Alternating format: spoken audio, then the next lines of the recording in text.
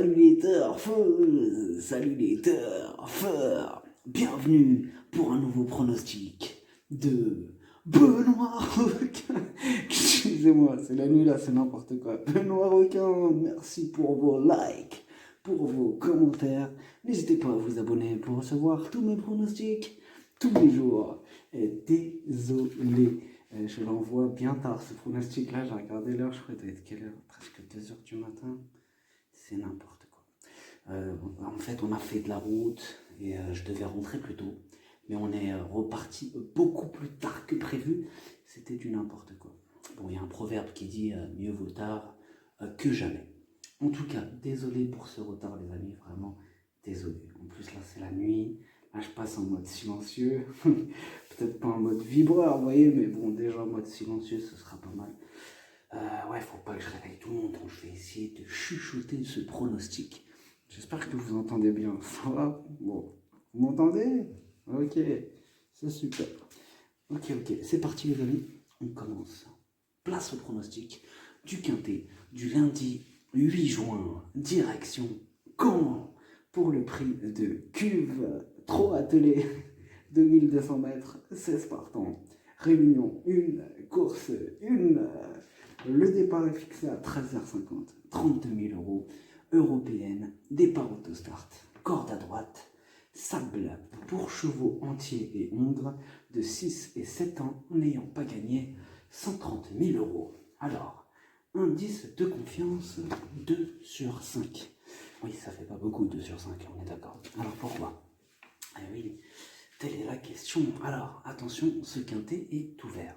Alors déjà, parce que le lundi, il y a souvent des surprises le lundi. C'est bien connu, hein. Surprise dans les chevaux, surprise au foot, surprise partout. Même dans la rue, vous marchez, il y a des surprises le lundi. Le lundi, il y a souvent des surprises. Alors attention, que ce soit pour jouer ou même, attention, le lundi.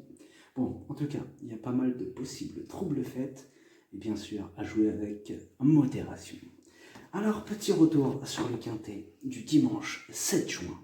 Dans mon pronostic, je vous ai donné le tiercé, le quarté, le quintet, le multi, bref, la totale. Comment ça fait plaisir. J'espère que vous êtes nombreux à être passés à la caisse. Il y a des résultats. On continue comme ça, les amis, ça fait plaisir. Ok, c'est parti. On commence le pronostic. Et on commence avec le numéro 1, Denzo Montaval. Alors, il a le défaut de ne pas toujours répéter ses bonnes sorties, mais il a déjà fait ses preuves à ce niveau de compétition. Il vient de prouver sa forme. Il va retrouver d'ailleurs Gabriel Celormini, qu'il a déjà mené à la victoire. Donc, rien ne s'oppose à une confirmation ce lundi. Vous l'entendez ronfler l'autre à droite? Je ne sais pas si vous l'entendez. Essayez de deviner c'est quoi, c'est qui, est-ce que c'est quelqu'un, est-ce que c'est un animal? Je vous laisse deviner, on en reparlera dans les commentaires si vous voulez. Celui qui trouve l'animal, enfin, là je vous ai donné un indice. Enfin bref, celui qui trouve c'est quoi ces ronflements, eh ben bravo. Le numéro 2, Duc Josselin, ses 5 dernières courses, 4 échecs. Il vient d'effectuer une correcte rentrée. Il a terminé 7e. Alors cette fois-ci, des progrès sont attendus. D'ailleurs, il sera déféré des postérieurs. Il va découvrir cet hippodrome. Même si ses dernières sorties ne sont pas très emballantes, faut le reconnaître, on doit quand même lui accorder une note de méfiance. Le numéro 3, Uccio Dalvillo. La régularité ne fait pas partie de ses principales qualités. En 10 courses, il n'a terminé que 2 fois à l'arrivée. Sa course de rentrée lui a sûrement fait le plus grand bien et il est performant corde à droite. Le talentueux Franck Ouvry sera Tosulki. Bon, maintenant, ça sera quand même tout ou rien parce que oui, lui c'est quand même une petite habitude. C'est tout ou rien. Le numéro 4, Darwin Star. Mieux vaut ne pas le condamner trop vite sur son dernier échec. Car c'est vrai qu'il donne toujours son maximum en compétition. Et même s'il aurait préféré une distance plus longue, il a au moins hérité d'un excellent numéro et il va tenter d'en profiter pour remettre les pendules à l'heure. Grosse méfiance. Le numéro 5, Emoko Madric. En 9 courses, il a terminé 6 fois à l'arrivée. Donc là, c'est plutôt pas mal, on est d'accord. ça penche du bon côté. Alors il apprécie la corde à droite et lui aussi a hérité d'un super numéro. Il va tenter de profiter de ce bel engagement pour rajouter une belle note à sa musique, donc mieux vaut ne pas le sous-estimer. Le numéro 6, Doudou Glycine. Il reste sur 5 échecs consécutifs et pour le coup, on a vraiment besoin qu'il nous rassure. Mais méfiance quand même, car il va bien finir par refaire parler de lui un jour. Il n'y a pas si longtemps, il a enchaîné les victoires quand même. Ah oui, il faut s'en rappeler. Hein. Donc attention. Donc, il a hérité aussi d'un bon numéro. Il apprécie ce genre de parcours. Donc si vraiment il voulait remettre les pendules à l'heure, eh ben, on peut se dire que c'est quand même le moment rêvé. Il peut se réveiller à tout moment et là, ouais, c'est quand même... il y a plusieurs facteurs qui font que, donc les amateurs de champ réduit, surtout, ça serait dommage de passer à côté d'un quintet. Si vous faites un champ réduit, il faut le mettre. Voilà. Après, bon, je sais qu'il va falloir faire un choix. Il y en a beaucoup qui vont l'éliminer, celui-là. Mais pour les amateurs de champ réduit, pourquoi pas? Pourquoi pas, vraiment. Le numéro 7, Eddy du Vivier. Ce quintet est vraiment très ouvert. Ils sont nombreux à soit avoir le potentiel pour se placer, soit à être un cheval aléatoire qui arrive sans prévenir. La preuve avec lui, qui, après 2 courses ferrées, sera cette fois-ci en mode compétition. Déféré des postérieurs et confié à un pilote. Bon, seul son numéro à l'extérieur peut lui compliquer un peu la tâche, mais il a quand même une belle carte à jouer. Le numéro 8, El Greco Bello. Ses 3 dernières sorties sont excellentes, dont la dernière battue à la loyale par Valzer di Poggio. Bon, lui est clairement supérieur. Oui.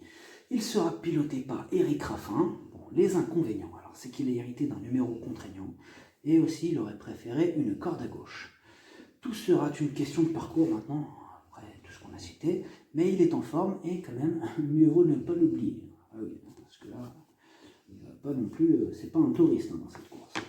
Le numéro 9, Valzer di Poggio, entraîné par le terrible Jean-Michel Bazir, piloté par le fils. Valzer di Poggio semble au-dessus de la mêlée.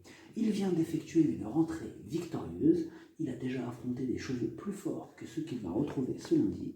C'est sa première fois corde à droite et il a hérité du numéro 9, Piège, mais il a tellement de qualité qu'il en faudra un peu plus pour l'arrêter. Énorme oui. Le numéro 10, Esprit au Cagne. Alors lui aussi vient d'effectuer une belle rentrée, il a terminé 2e. Ses statistiques départ autostart ne sont pas phénoménales, elles penchent même du mauvais côté. À l'issue donc d'un bon parcours, il reste capable d'accrocher une place, mais son défaut, c'est qu'il ne répète pas ses bonnes sorties. Donc du pour et du contre. Le numéro 11, Upright B. C'est une rentrée, on ne l'a pas revu depuis le mois de décembre. Son entraîneur dit qu'il a du travail dans les jambes, mais rien ne remplace la compétition. Il sera pieds nus d'emblée, mais il part en seconde ligne. Il y a quelques doutes qui planent sur sa candidature. Le numéro 12, enfin c'est moi ou l'autre, il a augmenté son gonflement? Ouais, il a augmenté, on est d'accord. Ouais, enfin bref. Le numéro 12, Douglas du Gîte, il vient enfin de renouer avec les bonnes performances après une longue série d'échecs. Cette fois-ci, sa marge de manœuvre se réduit. Il n'aura pas le droit à l'erreur pour espérer accrocher une place, mais à ce niveau, sa tâche quand même semble délicate. Le numéro 13, Éclair Magique. Il monte clairement de catégorie.